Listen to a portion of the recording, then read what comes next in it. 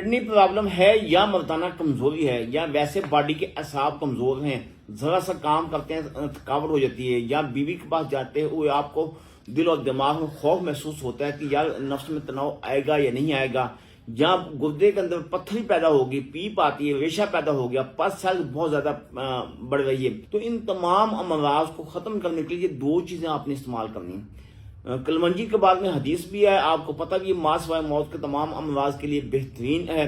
اور دوسرے نمبر پہ بکھڑا ہے۔ بکھڑے کا جو زیادہ تر فائدہ ہے یہ صرف گردے کے لیے تقویت دینا اور اعصاب کو مضبوط کرنا۔ ان دونوں چیزوں کو برابر وزن باریک پیس کر کیپسول بنانا چاہیں 2 کیپسول، نہیں تو نصف چمچ صبح استعمال کریں، نصف چمچ رات کو